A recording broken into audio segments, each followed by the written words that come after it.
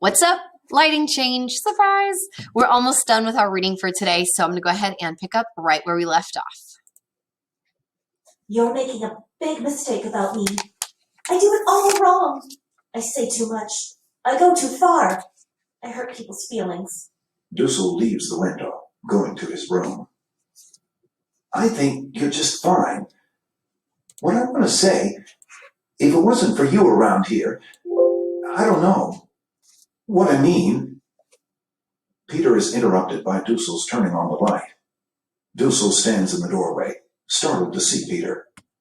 Peter advances toward him, forbiddingly. Dussel backs out of the room. Peter closes the door on him. So, whoa, Dussel just tried to go into his room. Peter was there. Peter walks towards him, closes the door in his face, and goes back and sits down by Anne. Do you mean it, Peter? Do you really mean it? I said it, didn't I? Thank you, Peter. In the main room, Mr. and Mrs. Franck collect the dishes and take them to the sink, washing them. Margot lies down again on the couch. Dussel, lost, wanders into Peter's room and takes up a book, starting to read. Looking at the photographs on the wall. You got quite a collection. Wouldn't you like some in your room? I could give you some. Heaven knows you spend enough time in there, doing heaven knows what. It's easier. A fight starts or an argument. I duck in there. You're lucky, having a room to go to. His lordship is always here. His lordship. I hardly ever get a minute alone. When they start in on me, I can't duck away. I have to stand there and take it. So You gave some of it back Dussel's taken over her room, basically. just now. I get so mad. They've formed their opinions about everything, but we're still trying to find out. We have problems here that no other people our age have ever had. And just as you think you've solved them, something comes along and bang, you have to start all over again. At least you got someone you can talk to. Not really. Mother. I never discuss anything serious with her. She doesn't understand. Father's all right. We can talk about everything. Everything but one thing. Mother. He simply won't talk about her. I don't think you can be really intimate with anyone if he holds something back. Do you? I think your father's fine. Oh, he is, Peter. He is. He's the only one who's ever given me the feeling that I have any sense. But anyway, nothing can take the place of school and play and friends of your own age. Or near your age. Mm-hmm. Can it? I suppose you miss your friends and all. It isn't just... Isn't it funny, you and I? Here we've been seeing each other every minute for almost a year and a half. And this is the first time we've ever really talked. It helps a lot to have someone to talk to, don't you think? It helps you to let off steam. Well, anytime you want to let off steam, you can come into my room. I can get up an awful lot of steam. You'll have to be careful how you say that. It's all right with me. Do you mean it? I said it, didn't I?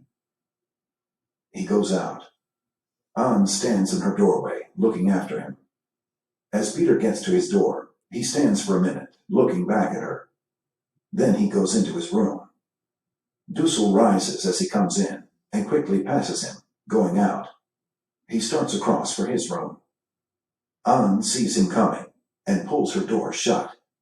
Dussel turns back toward Peter's room. Peter pulls his door shut. Dussel stands there, bewildered, forlorn. The scene slowly dims out. The curtain falls on the scene. Anne's voice comes over in the darkness, faintly at first, and then with growing strength. We've had bad news. The people from whom Meep got our ration books have been arrested. So we have had to cut down on our food. Our stomachs are so empty that they rumble and make strange noises, all in different keys. Mr. Von Non's is deep and low like a bass fiddle. Mine is high, whistling like a flute. As we all sit around waiting for supper, it's like an orchestra tuning up. It only needs Toscanini to raise his baton, and we'd be off for the ride of the Valkyries. Monday, the 6th of March, 1944. Mr. Crawler is in the hospital. Oh. It seems he has ulcers. Pim says we are his ulcers. Meep has to run the business, and us too. The Americans have landed on the southern tip of Italy. Father looks for a quick finish to the war. Mr. Dussel is waiting every day for the warehouse man to demand more money. Have I been skipping too much from one subject to another?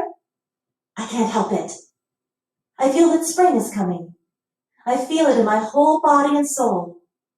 I feel utterly confused. I am longing, so longing, for everything. For friends, for someone to talk to, someone who understands, someone young who feels as I do. Uh-huh. As these last lines are being said, the curtain rises on the scene. The lights dim on. An's voice fades out. And that concludes our first scene of Act 1. So things are definitely changing between Anne and Peter. They have a pretty deep conversation just about life in the annex and how they get along with other people. And Anna saying this is their first time to really talk. So we're really starting to see some of those changes take place. All right, guys, remember to answer your questions, and I will see you tomorrow. I think we only have 2 days left of Anne Frank, and then we are finished. So we're getting there really close. All right, bye for now.